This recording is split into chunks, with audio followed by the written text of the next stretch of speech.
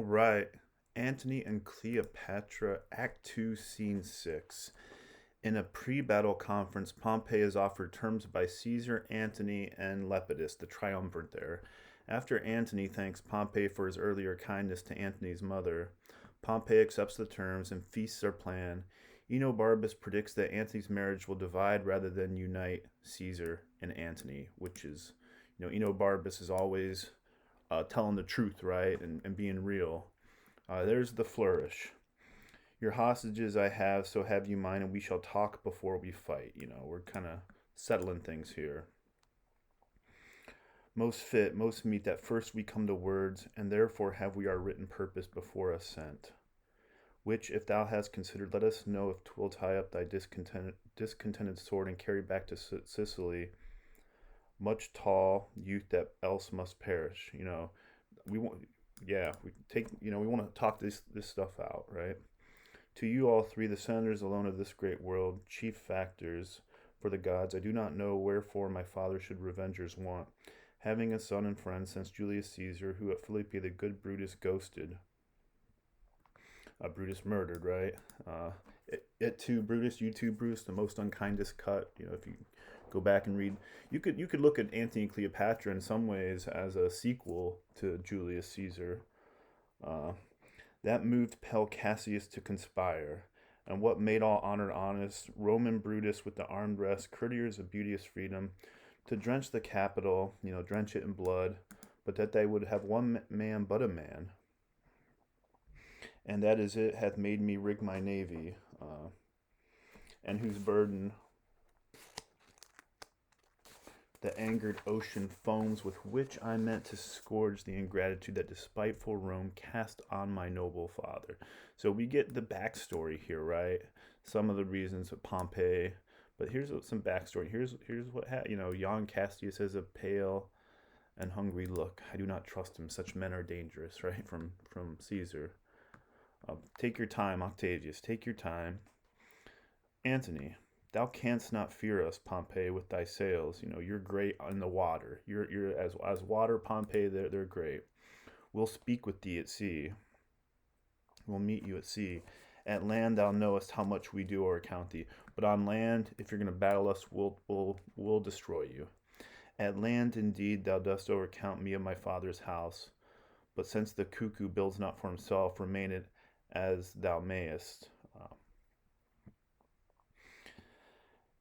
Pompey includes in this sentence a jeering suggestion that Antony is a cuckold, a lover of faithless women. So this is a dig at Antony uh, here, right? The cuckoo, so the cuckold that Antony's with Cleopatra, who sleeps around. So there's a dig at Cleopatra. Be pleased to tell us, for this is from the present, how you take the offers we have sent you. Lepidus is keeping the peace as usual. There's the point. Which do not be entreated to, but weigh what is worth embraced, and what may follow, to try a larger fortune. You have made me offer of Sicily, Sardinia, and I must rid all the sea of pirates, then to send measures of wheat to Rome, this agreed upon to part with unhacked edges and bear back our targes undinted, our shields undinted. This is what I have to agree upon to avoid war, and this is what we offer you. The triumvirate here. That's our offer, right? Caesar, Antony, Lepidus. Know then I came before you here a man prepared to take this offer. But Mark Antony put me to some impatience. Though I lose the praise of it by telling, you must know when Caesar and your brother were at blows, your mother came to Sicily and did find her welcome friendly. Antony's mother came to Sicily and I took her in. I have heard it, Pompey, and I am well studied for liberal thanks what I do owe you. I owe you thanks, so thank you. Let me have your hand. I did not think, sir, to have met you here. The beds of the East are soft, right? I like it in Egypt. The beds of the East are soft. Cleopatra's bed. I could. Pompey wanted him to come earlier. Antony never thanked him or came earlier. And thanks to you that called me timelier than my purpose hither, for I have gained by it. Since I saw you last, there's a change upon you. Well, I know not what Count's harsh fortune cast upon my face, but in my bosom shall she ever come to make my heart her vassal. Well met here. I hope so, Lepidus. Thus we are agreed. So we're agreeing to the terms. I crave our compassion may be written and sealed between us. That's the next to do. Pompey, we'll feast each other or we part, and let's draw lots who shall begin. That I will, Pompey. Antony. No, Antony, take the lot. But first or last, your fine Egyptian cookery shall have the fame. I have heard, and here's Pompey digging at Antony again. I have heard that Julius Caesar grew fat with feasting there. Because Cleopatra was with Caesar when Cleopatra was younger and Julius Caesar was still alive. So we get some, I heard Julius Caesar was there. So he's talking some shit here. Pompey is talking to Antony, right? It's great. You've heard much, it's true. Yeah, you've heard much. And Antony's, I have fair meaning, sir, and fair words to them. Yeah, you're kind of talking, right? Then so much I have heard, and I've heard Apollodorus carried. There's another one of uh, Cleopatra's suitors. I've heard Apollodorus. No more of that. Barbus is like, Antony's. No more. We're good. You're gonna piss Antony off, and it might ruin the whole thing. What I pray you? A certain queen to Caesar in a mattress.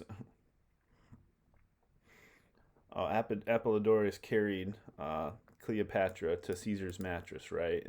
That's So we have this here. It's just Pompey is sticking Antony here, right? I heard thee now. How far farest thou, soldier? Well, and well am I like to do, for I perceive four feasts are toward. Let me shake thy hand. Barbus kind of cuts off Pompey from talking all this stuff about Cleopatra. Apollodorus carried Cleopatra to Caesar's bed. A certain, we get it, right? Let's move on. Let me shake thy hand. I never hated thee. I never hated you. I have seen thee fight when I have envied thy behavior. Yeah, you're a badass, in battle and war, Antony. But that was when he was younger, right? He's definitely revealed. Uh, he's respected for his previous battles and tactics and fighting. He's older now, though, right? Barbus. Sir, I've never loved you much, but I have praised you when you have well deserved 10 times as much as I have said you did.